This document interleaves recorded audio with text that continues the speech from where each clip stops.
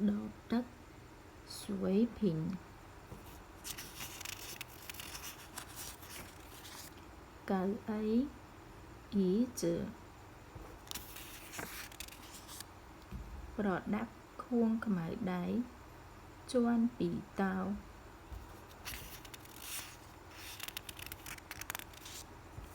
mà xin kịch lễ chi xoan chi rất có dương anh như vậy thá chi xoan chi cáo trao suy còn trái tiền tao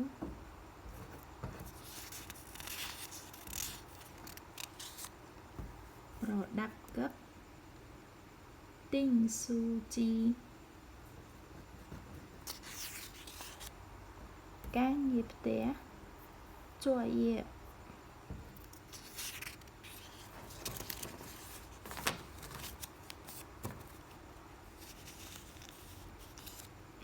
pro op đã bết vì hở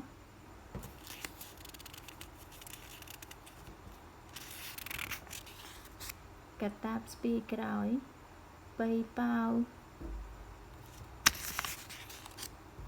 với chân an được crom chữ tiền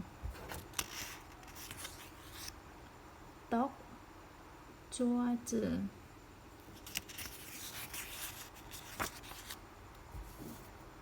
cro đá chữ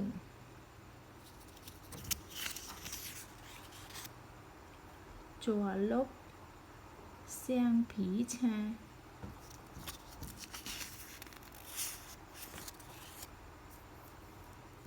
khải đáy chiên bỉ bớt bì